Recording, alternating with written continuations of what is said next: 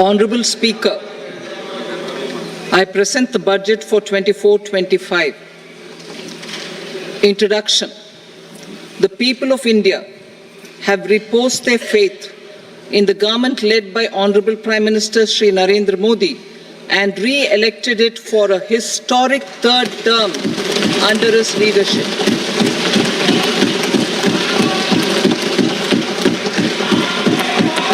We are grateful for their support, faith, and trust in our policies.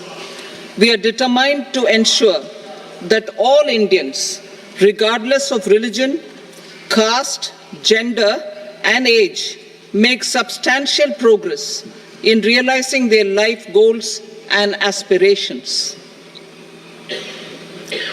Global context. The global economy, while performing better than expected, is still in the grip of policy uncertainties. Elevated asset prices, political uncertainties, and shipping disruptions continue to pose significant downside risks for growth and upside risks to inflation. In this context, India's economic growth continues to be the shining exception and will remain so in the years ahead.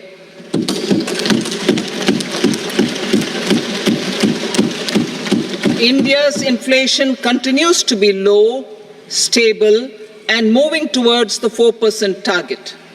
Core inflation, that is non-food and non-fuel, currently is 3.1%. Steps are being taken to ensure supplies of perishable goods reach markets adequately. Interim budget. As mentioned in the interim budget, we need to focus on four major castes, namely the Garib, Mahilaye, Yuva, and Annadata, the poor, women, youth, and the farmer.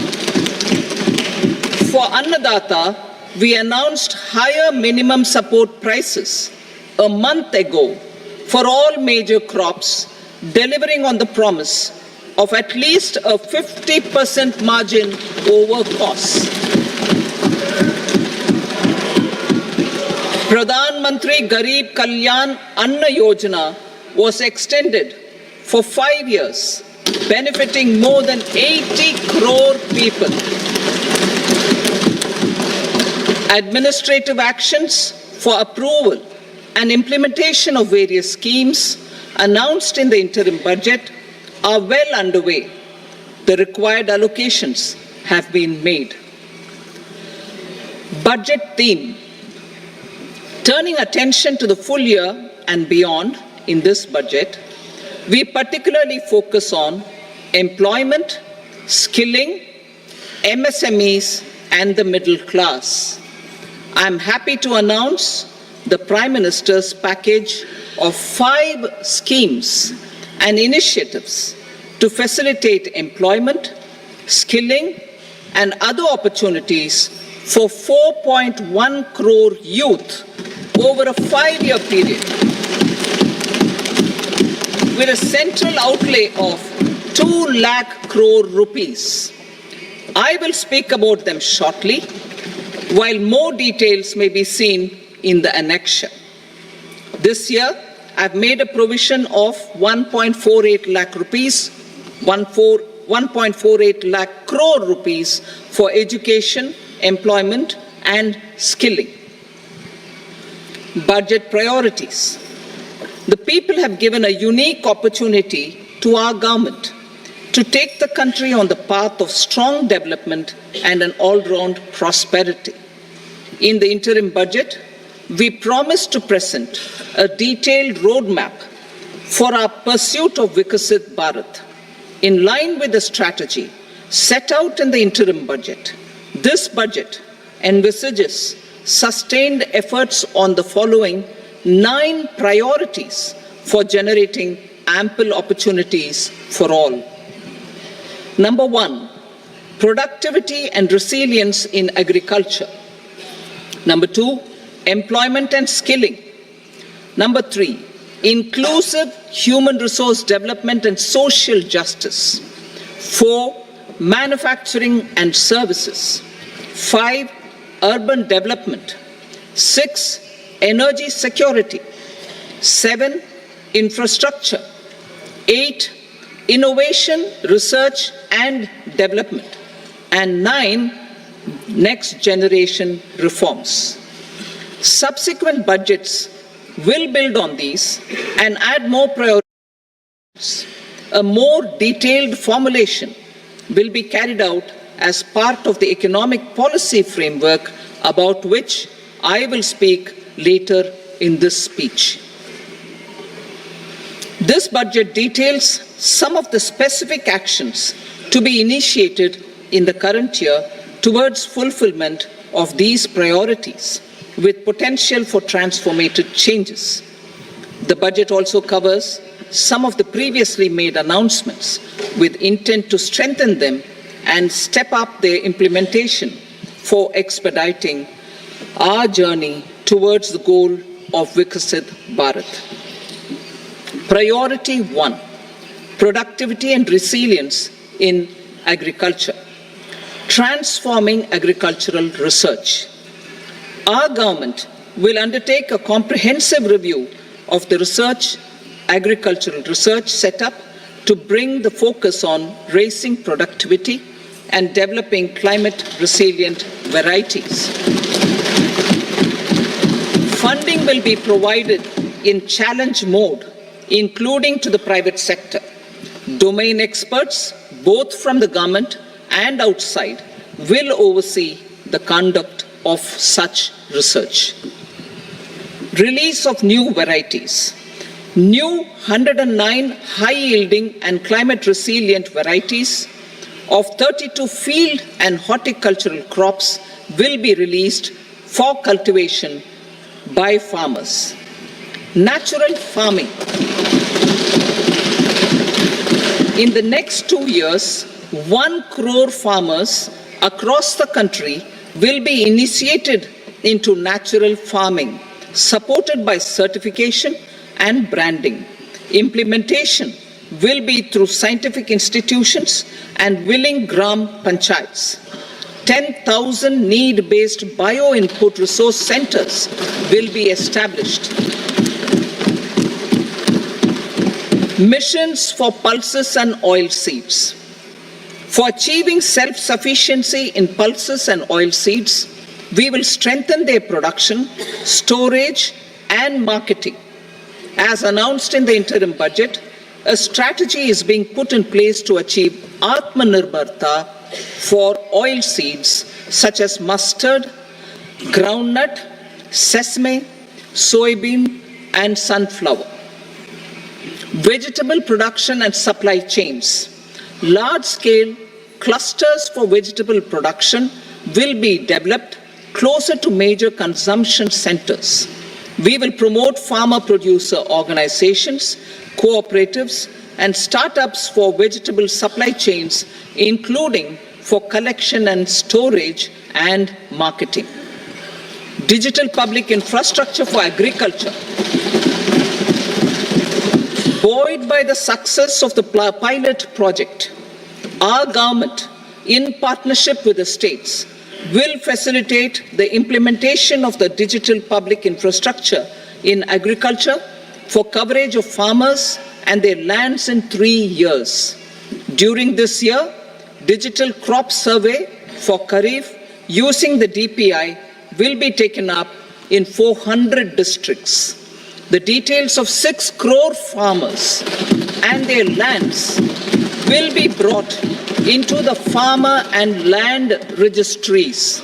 Further, the issuance of Jan Samarth based Kisan credit cards will be enabled in 5 states. Shrimp production and export. Financial support for setting up a network of nucleus breeding centers for shrimp brood stocks will be provided. Financing for shrimp farming, processing, and export will be facilitated through NABARD. national cooperation policy. Our government will bring out a national cooperation policy for systematic, orderly, and all-round development of the cooperative sector, fast-tracking growth of rural economy and generation of employment opportunities on a large scale will be the policy goal. This year, I have made a provision of 1.52 lakh crore rupees for agriculture and allied sectors.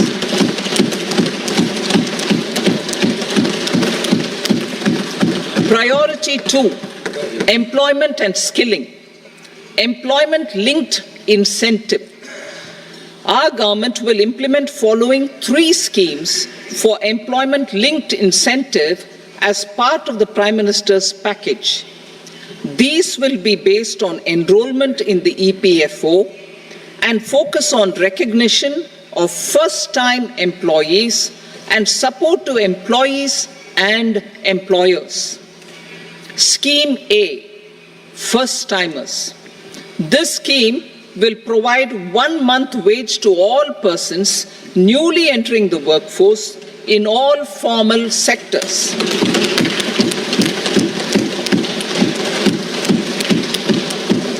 Direct benefit transfer of 1 month's salary in 3 installments to first-time employees as registered in the EPFO will be up to 15,000 rupees. The eligibility limit will be a salary of 1 lakh per month. The scheme is expected to benefit 210 lakh youths.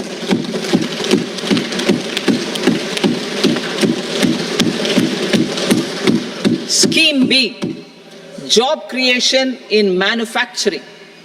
This scheme will incentivize additional employment in the manufacturing sector linked to the employment of first-time employees. An incentive will be provided at specified scale directly both to the employee and the employer with respect to the EPFO contribution in the first 4 years of employment. The scheme is expected to benefit 30 lakh youth entering employment and their employers.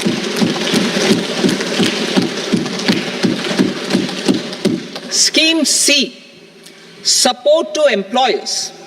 This employer-focused scheme will cover additional employment in all sectors. All additional employment within a salary of 1 lakh rupee per month will be counted. The government will reimburse to employers up to 3,000 rupees per month for 2 years towards the EPFO contribution for each additional employee. The scheme is expected to incentivize additional employment of 50 lakh persons.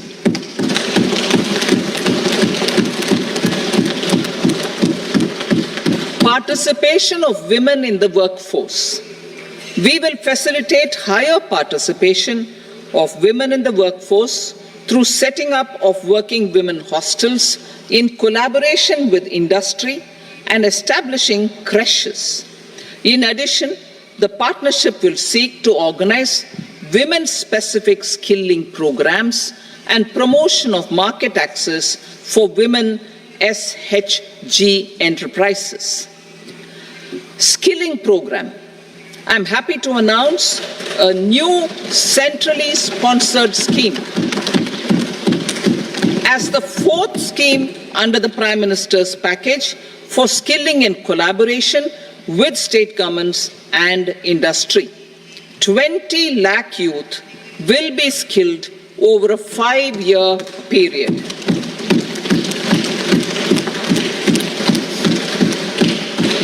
Thousand industrial training institutes will be upgraded in hub and spoke arrangements with outcome orientation.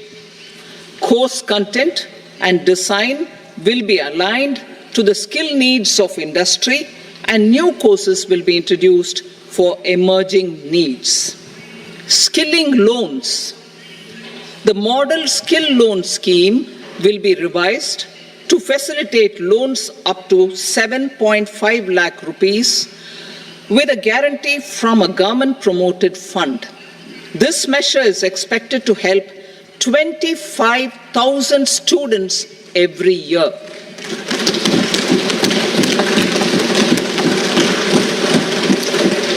Education loans for helping our youth who have not been eligible for any benefit under government schemes and policies.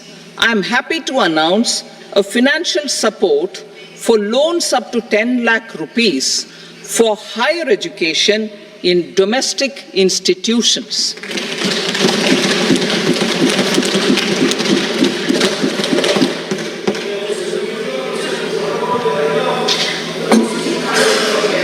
E-vouchers for this purpose. E-vouchers for this purpose will be given directly to 1 lakh students every year for annual interest subvention of 3% of the loan amount. Priority 3, inclusive human resource development and social justice, saturation approach. Our government is committed to all-round, all-pervasive and all-inclusive development of people, particularly farmers, youth, women, and the poor. For achieving social justice comprehensively, the saturation approach of covering all eligible people through various programs, including those for education and health, will be adopted to empower them by improving their capabilities. Implementation of schemes meant for supporting economic activities by craftsmen, artisans, self-help groups, scheduled caste, scheduled tribe, and women entrepreneurs and street vendors such as the PM Vishwakarma, PM Swanidhi, National Livelihood Missions, and Stand Up India will be stepped up. Purvodaya. The states in the eastern part of the country are rich in endowments and have strong cultural traditions. We will formulate a plan, Purvodaya, for the all-round development of the eastern region of the country, covering Bihar, Jharkhand, West Bengal, Odisha, and Andhra Pradesh. This will cover human resource development, infrastructure, and generation of economic opportunities to make the region an engine to attain Vikasit Bharat. On the Amritsar-Kolkata Industrial Corridor, we will support development of an industrial node at Gaya. This corridor will catalyze industrial development of the eastern region. The industrial node at Gaya will also be a good model for developing our ancient centers of cultural importance into future centers of modern economy. This model shall showcase Vikas B, Virasat B in our growth trajectory.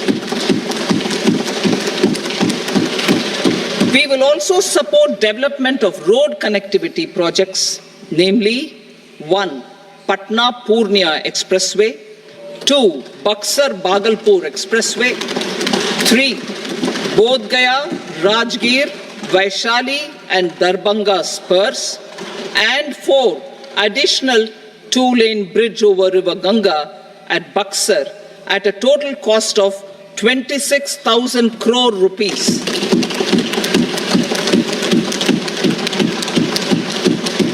Power projects, including setting up of a new 2,400 megawatt power plant at Pir Painti, will be taken up at a cost of 21,400 crore rupees. New airports, medical colleges, and sports infrastructure in Bihar will be constructed. An additional allocation to support Capital investments will be provided. The requests of Bihar government for external assistance from multilateral development banks will be expedited.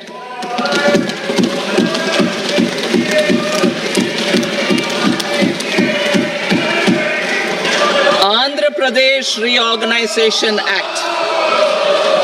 Our government has made concerted efforts to fulfill the commitments in Andhra Pradesh Reorganization Act.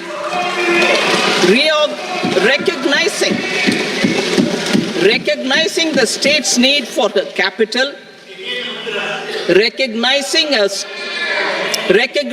the state's need for a capital, we will facilitate special financial support through multilateral development agencies. In the current financial year, 15,000 crore rupees will be arranged with additional amounts in future years.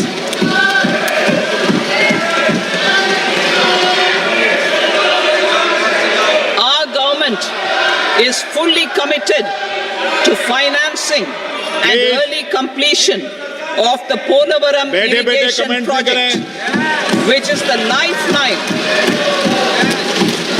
the lifeline for Andhra Pradesh and its farmers. This will facilitate our country's food security as well. Under the Andhra Pradesh Reorganization Act, for promoting industrial development, funds will be provided for essential infrastructure such as water, power, railways, and roads. In Kopparthi node on the Visakhapatnam-Chennai Industrial Corridor and Varavakal node on the Hyderabad-Bangalore Industrial Corridor. An additional allocation will be provided this year towards capital investment for economic growth.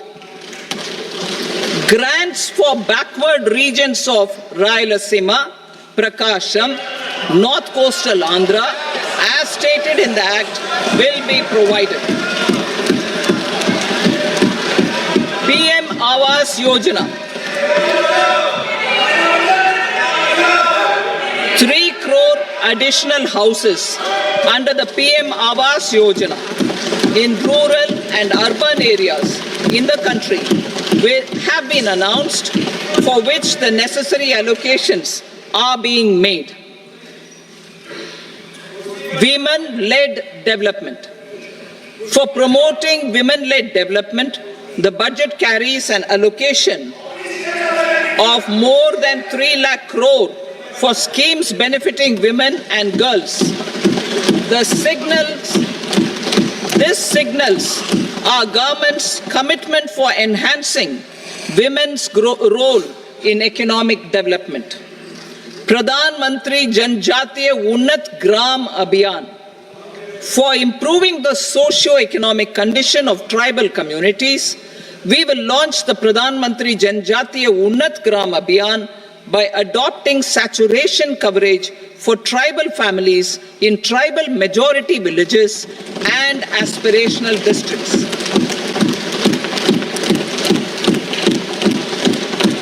This will cover 63,000 villages, benefiting 5 crore tribal people.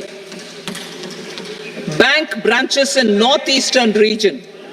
More than 100 branches of India Post Payment Bank will be set up in the northeast region to expand the banking services.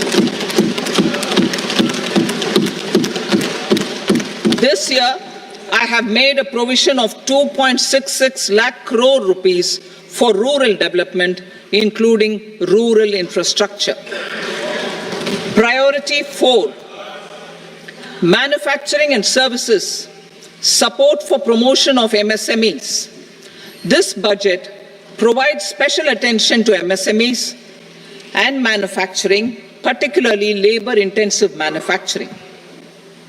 We have formulated a package covering financing, regulatory changes, and technology support for MSMEs to help them grow and also compete globally, as mentioned in the interim budget. I am happy to announce the following specific measures. Credit guarantee scheme for MSMEs in the manufacturing sector. For facilitating term loans to MSMEs for purchase of machinery and equipment without collateral or third-party guarantee, a credit guarantee scheme will be introduced. The scheme will operate on pooling of credit risks of such MSMEs. A separately constituted self-financing guarantee fund will provide to each applicant guarantee cover up to 100 crore rupees, while the loan amount may be larger. The borrower will have to provide an upfront guarantee fee and an annual guarantee fee on the reducing loan balance. New assessment model for MSME credit. Public sector banks will build their own in-house capability to assess MSMEs for credit instead of relying on external assessment. They will also take a lead in developing or getting developed a new credit assessment model based on the scoring of digital footprints of the MSMEs in the economy. This is expected to be a significant improvement over the traditional assessment of credit eligibility based only on asset or turnover criteria. That will also cover MSMEs without a formal accounting system. Credit support to MSMEs during stress period. I'm happy to announce a new mechanism for facilitating continuation of bank credit to MSMEs during their stress period while being in special mention account, SMA stage, for reasons beyond their control. MSMEs need credit to continue their business and to avoid getting into the NPA stage. Credit availability will be supported through a guarantee from a government-promoted fund. Mudra loans. The limit of Mudra loans will be enhanced to 20 lakh from the current 10 lakh for those entrepreneurs who have availed and successfully repaid previous loans under the Tarun category. Enhanced scope for mandatory onboarding in trades. For facilitating MSMEs to unlock their working capital by converting their trade receivables into cash, I propose to reduce the turnover threshold of buyers for mandatory onboarding on the trades platform from rupees 500 crore to 250 crore rupees. This measure will bring 22 more CPSCs and 7,000 more companies onto the platform. Medium enterprises will also be included in the scope of the suppliers.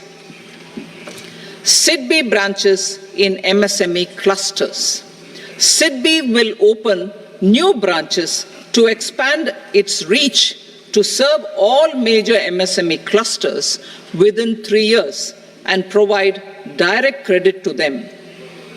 With the opening of 24 such branches this year, the service coverage will expand to 168 out of 242 major clusters. MSME units for food irradiation, quality and safety testing. Financial support for setting up of 50 multi-product food irradiation units in the MSME sector will be provided. Setting up of 100 food quality and safety testing labs with NABL accreditation will be facilitated. E-commerce export hubs. To enable MSMEs and traditional artisans to sell their products in international markets, e-commerce export hubs will be set up in public-private partnership mode. These hubs, under a seamless regulatory and logistic framework, will facilitate trade and export-related services under one roof. Measures for promotion of manufacturing and services. Internship in top companies. As the fifth scheme under Prime Minister's package, our government will launch a comprehensive scheme for providing internship opportunities in 500 top companies to 1 crore youth in 5 years. They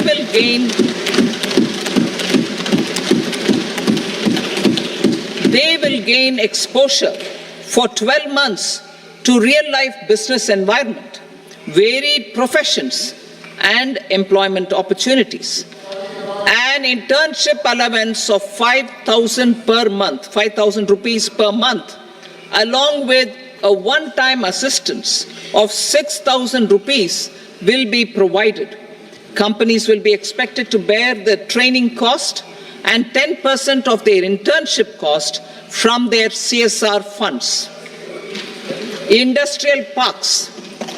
Our government will facilitate development of investment-ready, plug-and-play industrial parks with complete infrastructure in or near 100 cities in partnership with the states and private sector by better using town planning schemes. 12 industrial parks under the National Industrial Corridor Development Program also will be sanctioned.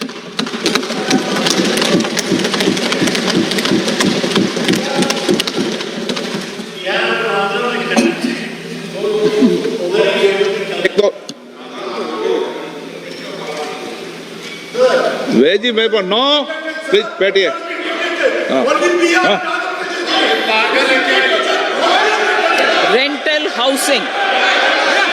Rental housing with dormitory type accommodation for industrial workers will be, just 1 minute. Rental housing, I repeat, rental housing with dormitory type accommodation for industrial workers will be facilitated in PPP mode with VGF support and commitment from anchor industries. Shipping industry, ownership, leasing and flagging reforms will be implemented to improve the share of Indian shipping industry and generate more employment.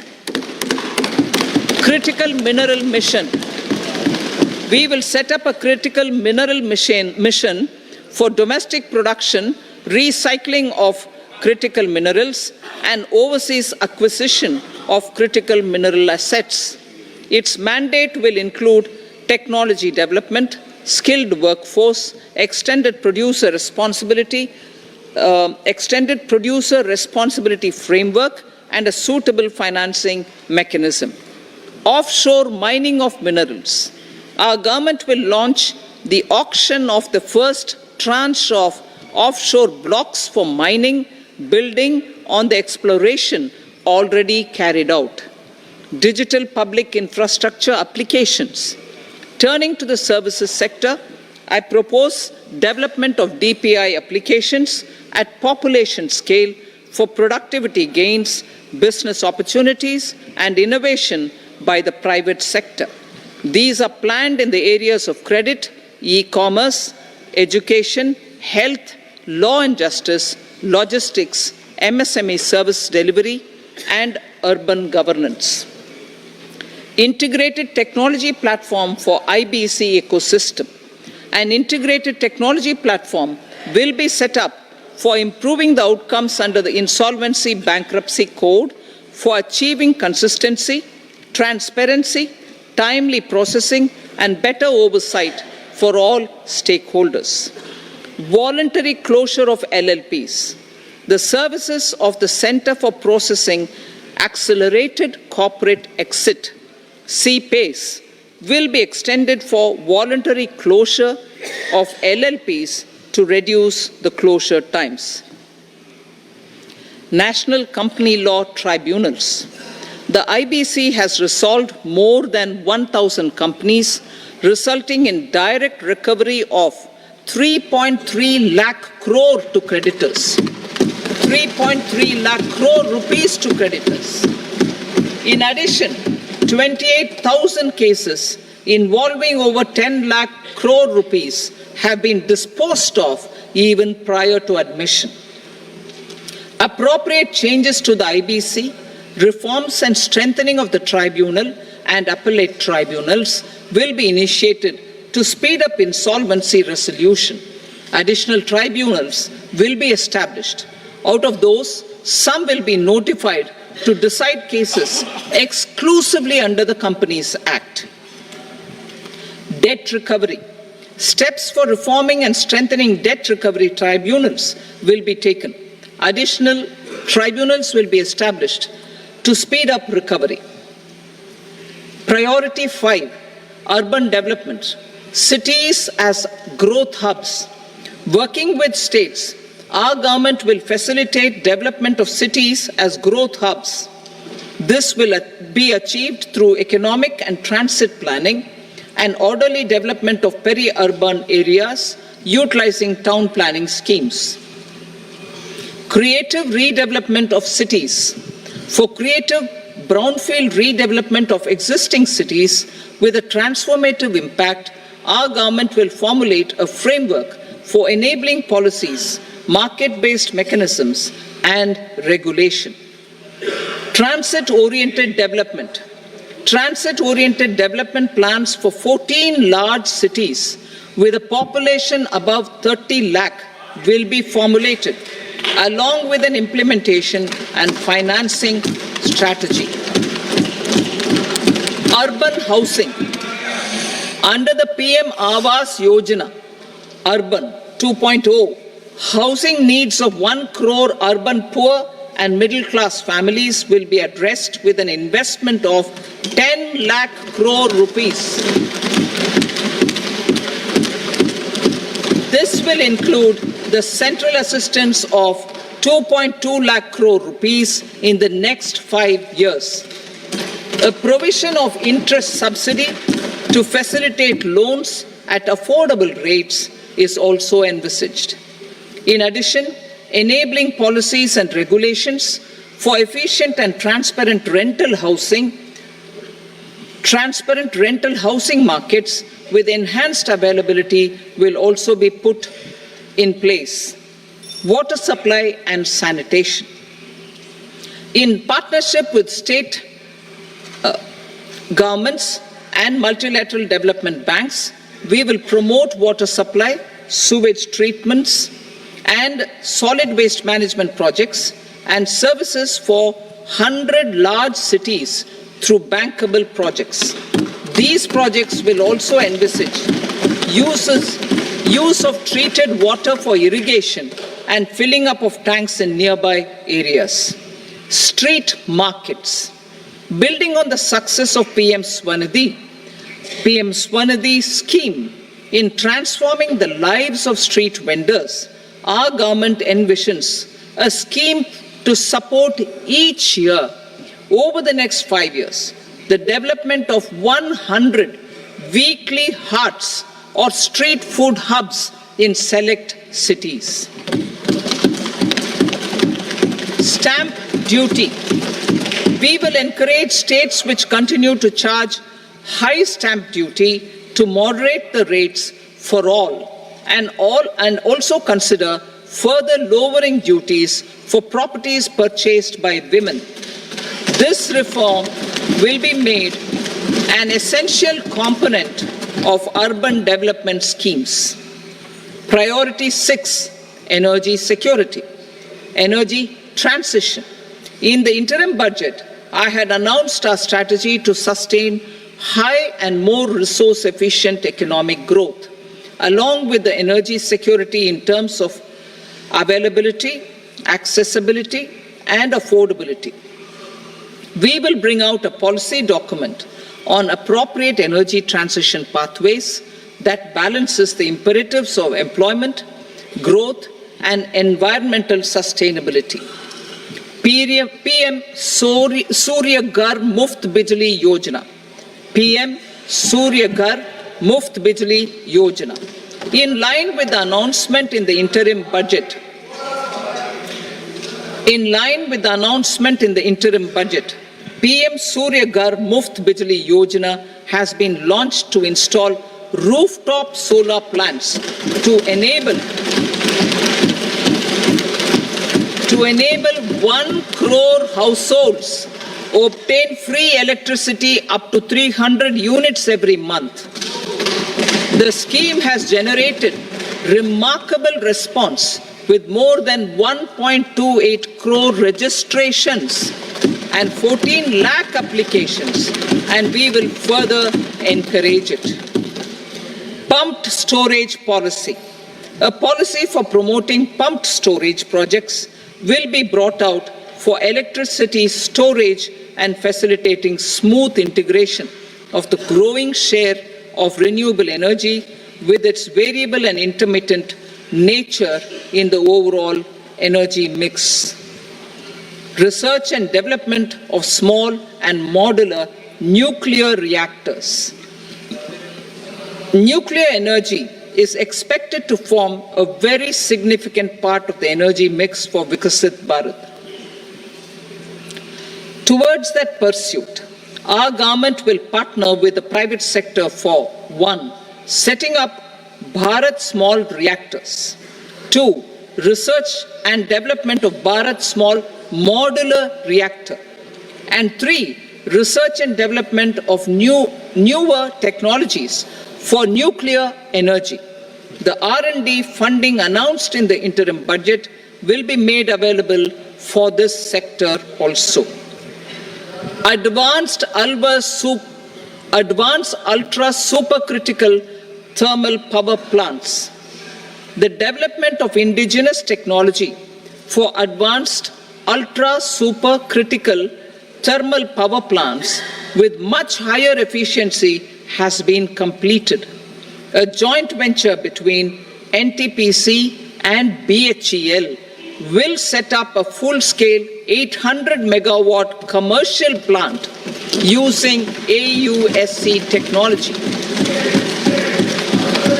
The government will provide the required fiscal support.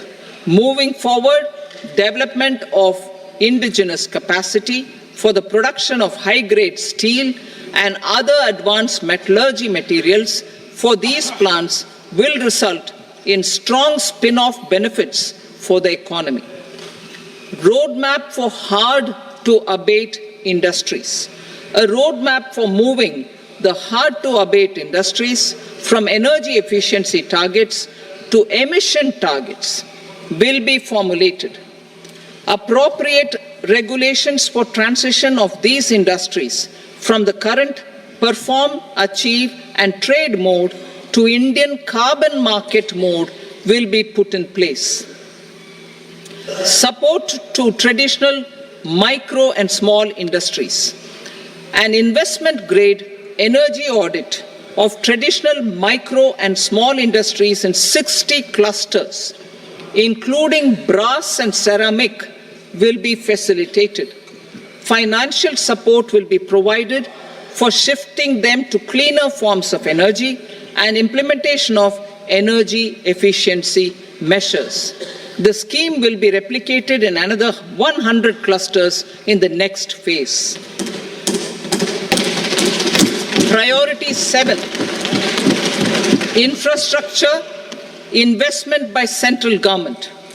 Significant investment the central government has made over the years in building and improving infrastructure has had a strong multiplier effect on the economy.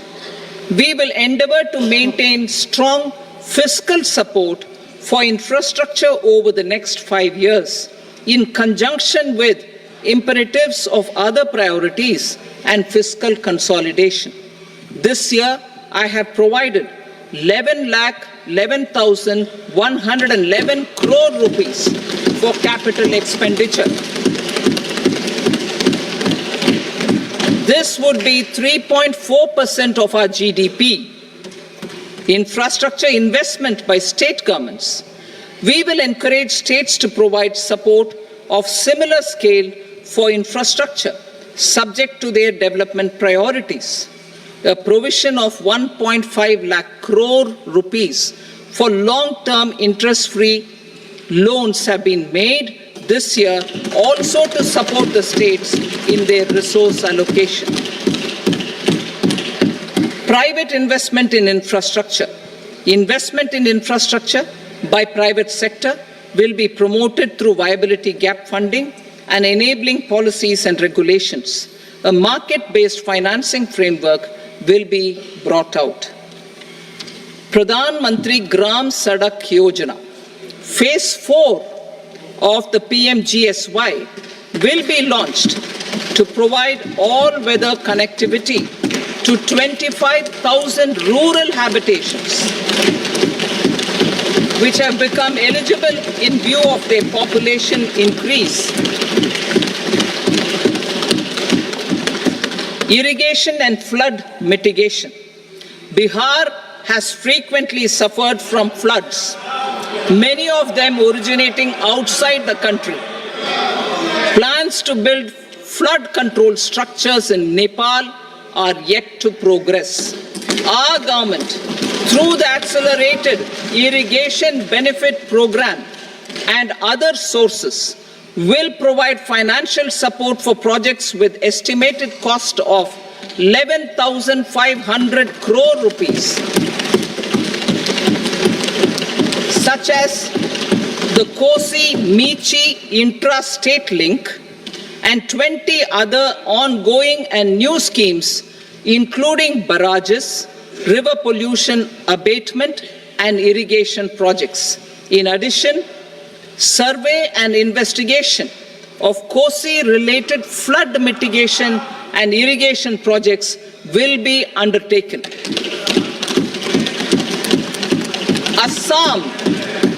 Assam grapples with floods every year by the Brahmaputra River and its tributaries originating outside India. We will provide assistance to Assam for flood management and related projects.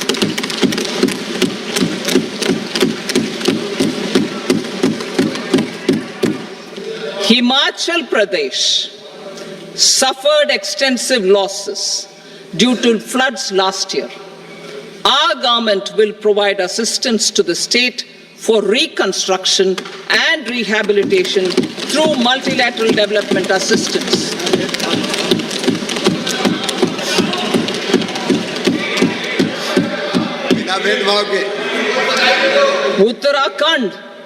Uttarakhand too suffered losses due to cloudbursts and massive landslides. We will provide assistance to the state. Recently, Sikkim witnessed devastating flash floods and landslides that wreaked havoc across the state. Our government will provide assistance to the state. Tourism. Tourism has always been a part of our civilization.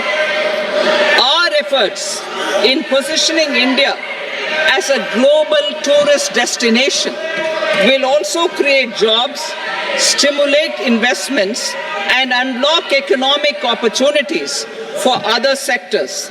In addition to the measures outlined in the interim budget, I propose the following measures. Vishnupad Temple at Gaya and Mahabodhi Temple at Bodh Gaya in Bihar are of immense spiritual significance.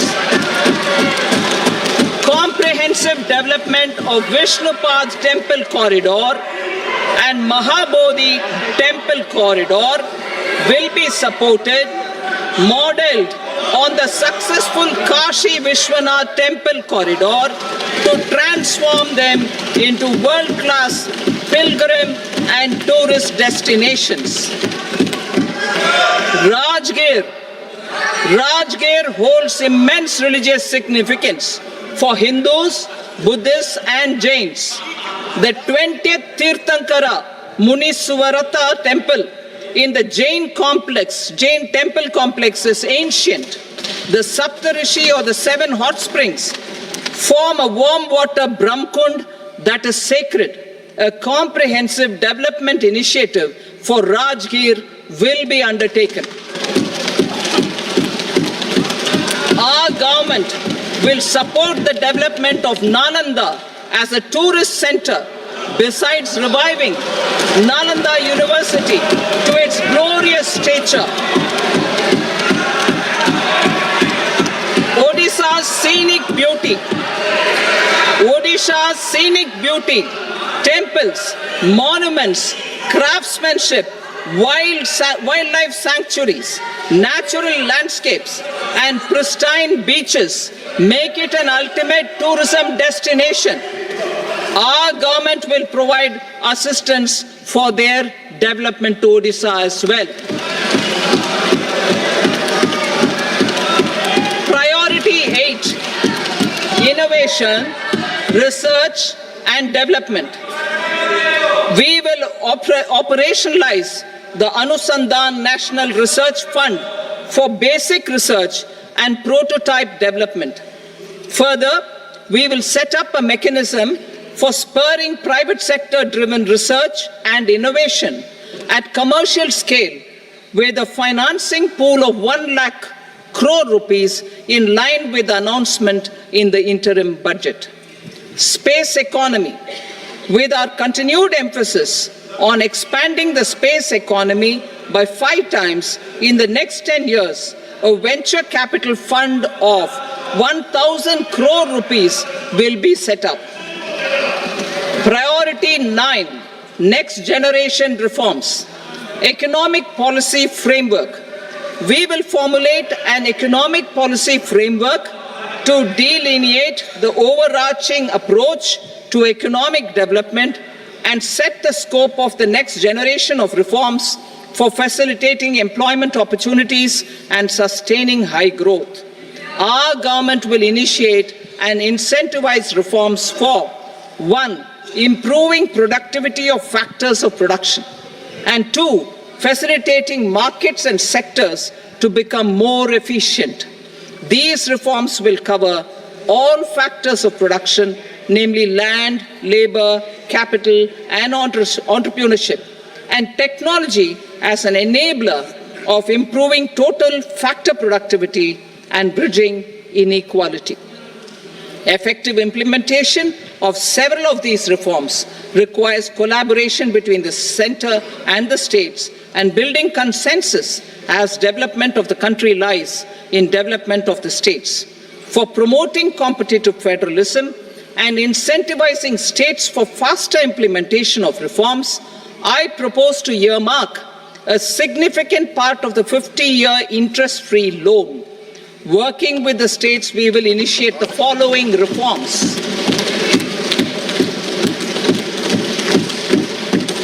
Land-related reforms and actions, both in the rural and urban areas, will cover land administration, will cover 1. Land administration, planning and management, and 2.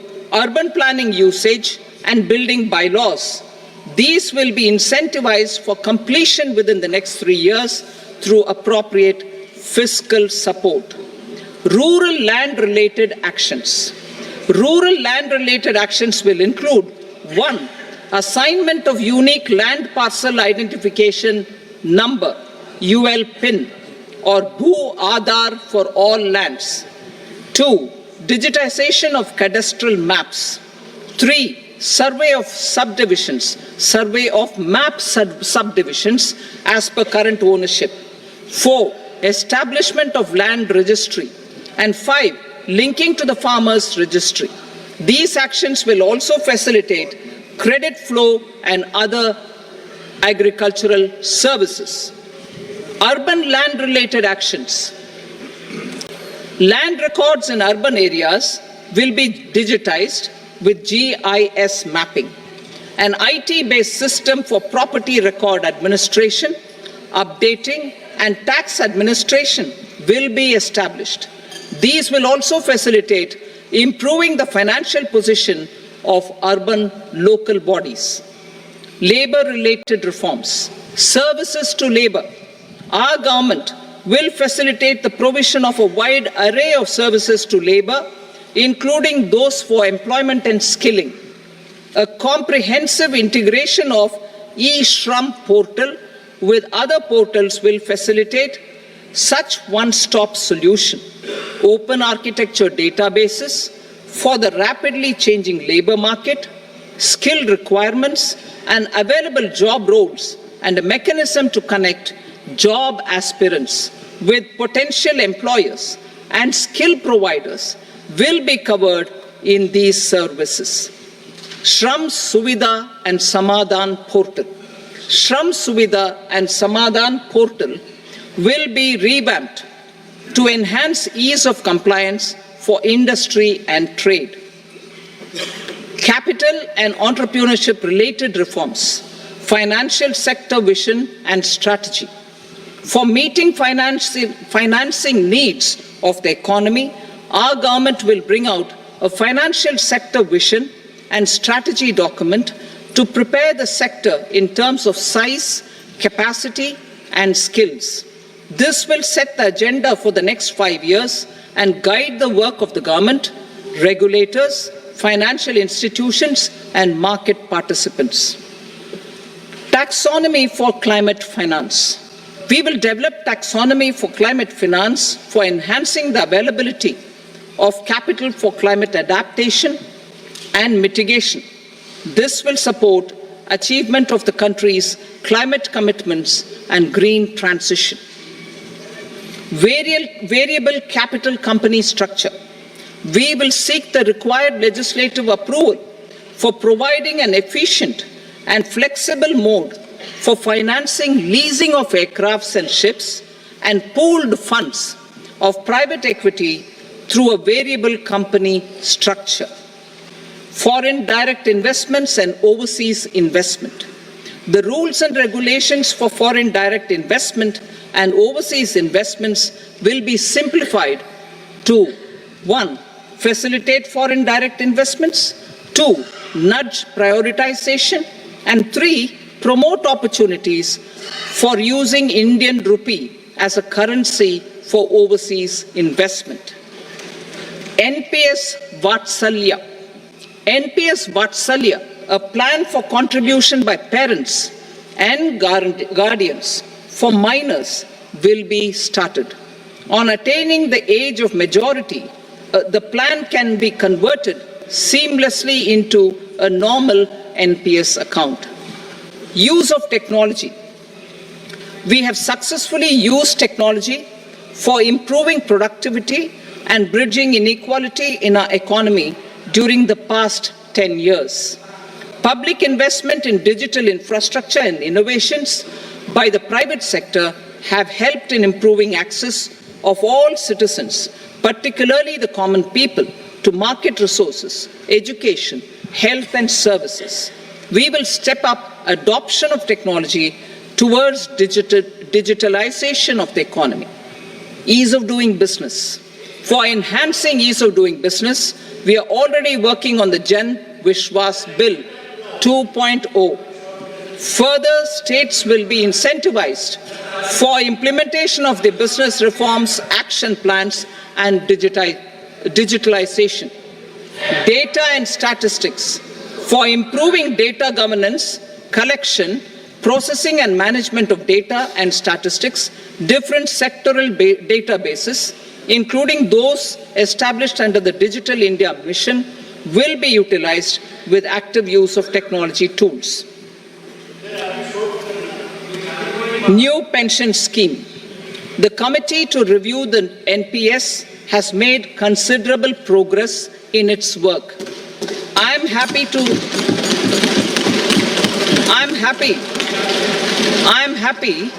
that the staff side of the National Council of the Joint Consultative Machinery for Central Government Employees has taken a constructive approach. A solution will be evolved which addresses the relevant issues while maintaining fiscal prudence to protect the common citizens. Budget estimates for 24-25. For the year 24-25, total receipts other than borrowings and the total expenditure are estimated at 32.07 lakh crore rupees and 48.21 lakh crore rupees respectively. The net tax receipts are estimated at 25.83 lakh crore rupees. The fiscal deficit is estimated at 4.9% of the GDP. The gross and the net market borrowings through dated securities during 24-25 are estimated at 14.01 lakh crore rupees and 11.63 lakh crore rupees respectively. Both will be less than that in 23-24. The fiscal consolidation path announced by me in 2021 has served our economy very well, and we aim to reach the deficit below 4.5% next year. The government is committed to staying the course. From 2026-27 onwards, our endeavour will be to keep the fiscal deficit each year such that the central government's debt will be on a declining path as percentage of GDP. I will now move to Part B.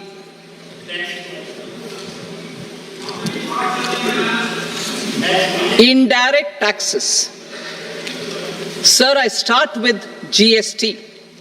It has decreased tax incidence on the common man, reduced compliance burden and logistics cost for trade and industry, and enhanced revenues of the central and the state governments. It is a success of vast proportions. To multiply the benefits of GST, we will strive to further simplify and rationalize the tax structure and endeavour to expand it to the remaining sectors. My proposals for customs duties intend to support domestic manufacturing, deepen local value addition, promote export competitiveness, and simplify taxation while keeping the interest of the general public and consumers surmount. In Budget 22-23, we reduced the number of customs duty rates.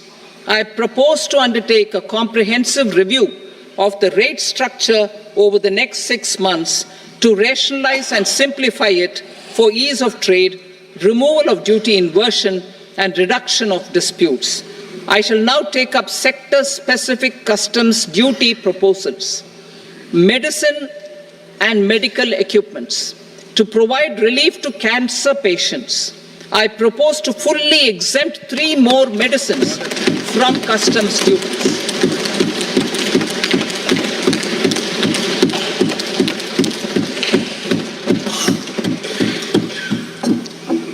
I also propose changes in the BCD on X-ray tubes and flat panel detectors for use in medical X-ray machines under the phased manufacturing program so as to synchronize them with the domestic capacity addition.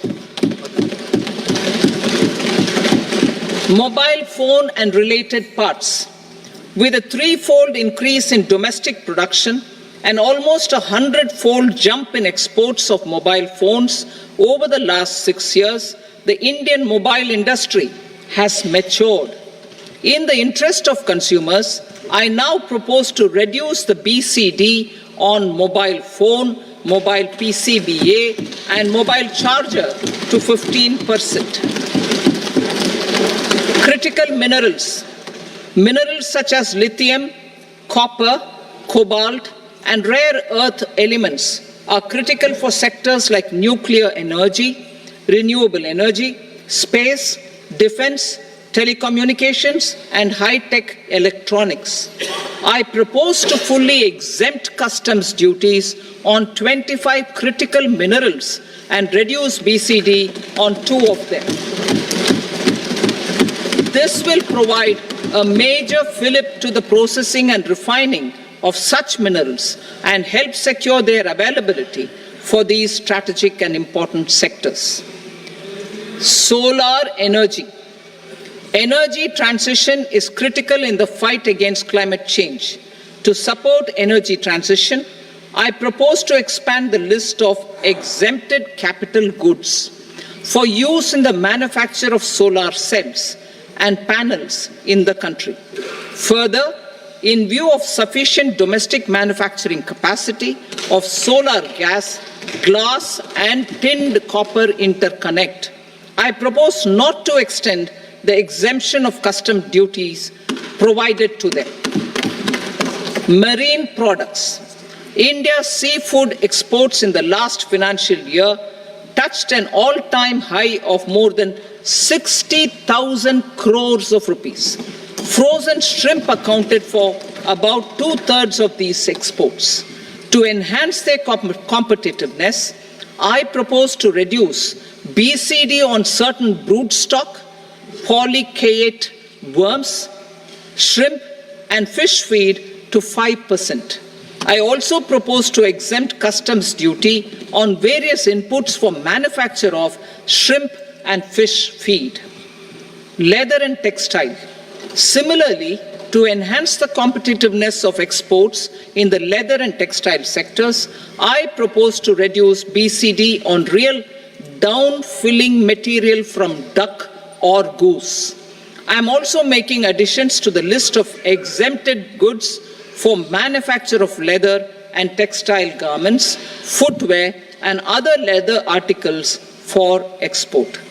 To rectify inversion in duty, I propose to reduce BCD subject to conditions on methylene diphenyl diisocyanate MDI for manufacture of spandex yarn from 7.5 to 5%. Furthermore, the export duty structure on raw hides, skin, and leather is proposed to be simplified and rationalized. Precious metals. To enhance domestic value addition in gold and precious metal jewelry in the country, I propose to reduce customs duties on gold and silver to 6% and that of platinum to 6.4%. Other metals, steel and copper are important raw materials. To reduce their cost of production, I propose to remove the BCD on ferronickel and blister copper. I am also continuing with nil BCD on ferrous scrap and nickel cathode and concessional BCD of 2.5% on copper scrap. Electronics. To increase value addition in the domestic electronics industry, I propose to remove the BCD subject to conditions on oxygen-free copper for manufacture of resistors. I also propose to exempt certain parts for manufacture of connectors. Chemicals and petrochemicals. To support existing and new capacities in the pipeline, I propose to increase the BCD on ammonium nitrate from 7.5% to 10%. Plastics. PVC flex banners are non-biodegradable and hazardous for environment and health. To curb their imports, I propose to raise the BCD on them from 10 to 25%. Telecommunication equipment. To incentivize domestic manufacturing, I propose to increase the BCD from 10 to 15% on PCBA of specified telecom equipment. Trade facilitation. To promote domestic aviation and boat and ship MRO, I propose to extend the period for export of goods imported for repairs from 6 months to 1 year. I'll read that again. To promote domestic aviation and boat and ship maintenance, repair and operations, I propose to extend the period for export of goods imported for repairs from 6 months to 1 year. In the same vein, I propose to extend the time limit for re-import of goods for repairs under warranty from 3 to 5 years. I now move to direct taxes. We will continue our efforts to simplify taxes, improve taxpayer services, provide tax certainty, and reduce litigation while enhancing revenues for funding the development and welfare schemes of the government. It has been our endeavour to simplify taxation. We have taken a number of measures in the last few years, including introduction of simplified tax regimes without exemptions and deductions for corporate tax and for personal income tax. This has been appreciated by taxpayers. 58% of corporate tax came from the simplified tax regime in the financial year 22-23. Similarly, as per data available till now, for the last fiscal, more than 2/3 have availed the new personal income tax regime. Comprehensive review of the Income Tax Act. I am now announcing a comprehensive review of the Income Tax Act 1961. The purpose is to make the Act concise, lucid, easy to read and understand. This will reduce disputes and litigation, thereby providing tax certainty to the taxpayers. I will also bring down the demand embroiled in litigation. It is proposed to be completed in 6 months. A beginning is being made in the Finance Bill by simplifying the tax regime for charities, TDS rate structures, provisions of reassessment and such provisions, and capital gains taxation. Simplification for charities and TDS. Two tax exemption regimes. The two tax exemption regimes for charities are proposed to be merged into one. The 5% TDS rate on many payments is being merged into the 2% TDS rate, and the 20% TDS rate on repurchase of units by mutual funds or UTI is being withdrawn. TDS rate on e-commerce operators is proposed to be reduced from 1 to 0.1%. Moreover, credit of TCS is proposed to be given in the TDS to be deducted on salary. Further, I propose to decriminalize delay for payment of TDS up to the due date of filing statement for the same. I also plan to provide a standard operating procedure for TDS defaults and simplify and rationalize the compounding guidelines for such defaults. Simplification of reassessment. I propose to thoroughly simplify the provisions for reopening and reassessment. An assessment hereinafter can be reopened beyond 3 years from the end of the assessment year only if the escaped income is 50 lakh rupees or more, up to a maximum period of 5 years from the end of the assessment year. Even in such cases, a time limit of 6 years before the year of the search, as against the existing time limit of 10 years, is being proposed. This will reduce tax uncertainty and disputes. Simplification and rationalization of capital gains.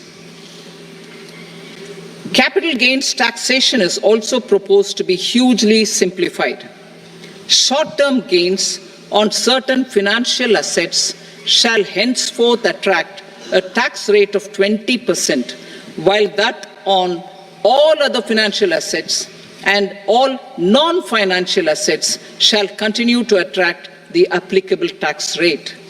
Long-term gains on all financial and non-financial assets, on the other hand, will attract a tax rate of 12.5%. For the benefit of the lower and the middle income classes, I propose to increase the limit of exemption of capital gains on certain financial assets to 1.25 lakh rupees per year. Listed financial assets held for more than a year will be classified as long-term, while unlisted financial assets and all non-financial assets will have to be held for at least 2 years to be classified as long-term. Unlisted bonds and debentures, debt mutual funds, and market-linked debentures, irrespective of holding period, however, will attract tax on capital gains at applicable rates. Taxpayer services. All the major taxpayer services under GST and most services under customs and income tax have been digitalized. All remaining services of customs and income tax, including rectification and order giving effect to appellate orders, shall be digitalized and made paperless over the next 2 years. Litigation and appeals. While our concerted efforts to reduce pendency of appeals at various appellate fora are beginning to show good results, it will continue to engage our highest attention. To dispose of the backlog of first appeals, I plan to deploy more officers to hear and decide such appeals, especially those with large tax effect. For resolution of certain income tax disputes pending in appeal, I am also proposing Vivad Se Vishwas Scheme 2024. Further, I propose to increase monetary limits for filing appeals related to direct taxes, excise and service tax in the tax tribunals, high courts and Supreme Court to 60 lakh rupees, 2 crore rupees and 5 crore respectively, with a view to reduce litigation and provide certainty in international taxation. We will expand the scope of safe harbor rules and make them more attractive. We will also streamline the transfer pricing assessment procedure. Employment and investment. I have a few proposals to promote investment and foster employment. First of all, to bolster the Indian startup ecosystem, boost the entrepreneurial spirit, and to support innovation, I propose to abolish the so-called angel tax for all classes of investors. Second, there is tremendous potential for cruise tourism in India. To give a fillip to this employment-generating industry, I am proposing a simpler tax regime for foreign shipping companies operating domestic cruises in the country. Third, India is a world leader in the diamond cutting and polishing industry, which employs a large number of skilled workers. To further promote the development of this sector, we would provide for safe harbor rates for foreign mining companies selling raw diamonds in the country. Fourth, to attract foreign capital for our development needs, I propose to reduce the corporate tax rate on foreign companies from 40 to 35%. Deepening the tax base. I have a couple of proposals for deepening the tax base. First, security transaction tax on futures and options of securities is proposed to be increased to 0.02% and 0.1% respectively. Second, for reasons of equity, I propose to tax income received on buyback of shares in the hands of recipients. Other proposals. To improve social security benefits, deduction of expenditure by employers towards NPS is proposed to be increased from 10 to 14% of the employee's salary. Similarly, deduction of this expenditure up to 14% of salary from the income of employees in private sector, public sector banks and undertakings opting for the new tax regime is proposed to be provided.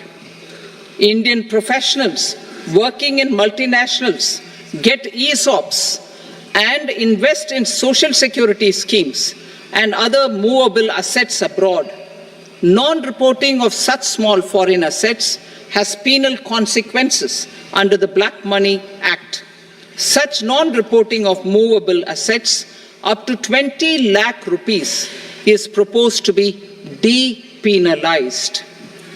Other major proposals in the finance bill relate to withdrawal of equalization levy of 2%, expansion of tax benefits to certain funds and entities in IFSCs, and immunity from penalty and prosecution to Benamidar on full and true disclosure so as to improve conviction under the Benami Transaction Prohibition Act 1988. Personal income tax. Coming to personal income tax rates, I have two announcements to make for those opting for the new tax regime. First, the standard deduction for salaried employees is proposed to be increased from 50,000 to 75,000 rupees.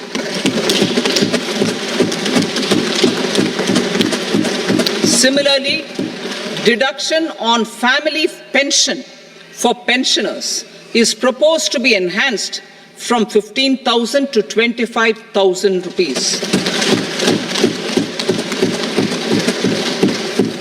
This will provide relief to about 4 crore salaried individuals and pensioners.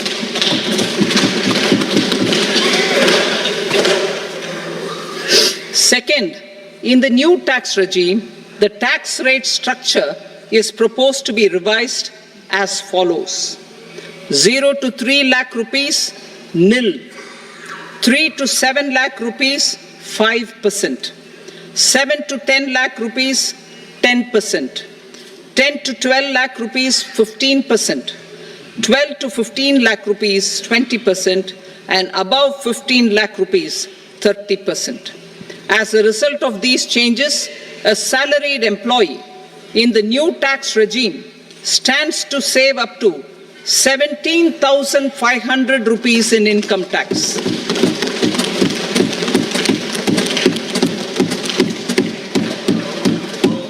Apart from these, I am also making some other changes as given in the annexure.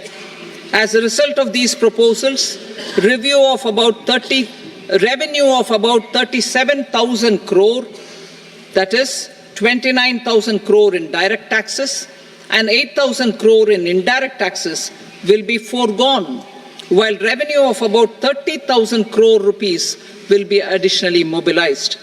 Thus, the total revenue foregone is about 7,000 crores annually. Mr. Speaker, sir, with this, I commend the budget to this august House. Jai Hind.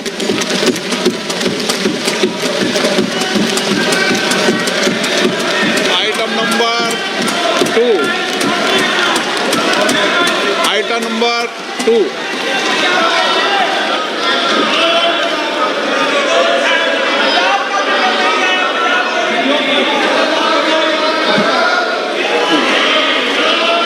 Sir, with your permission, I rise to lay on the table the following statements under Section 3 of the Fiscal Responsibility and Budget Management, FRBM Act 2003, Medium-Term Fiscal Policy cum Fiscal Policy Strategy Statement and Macroeconomic Framework Statement.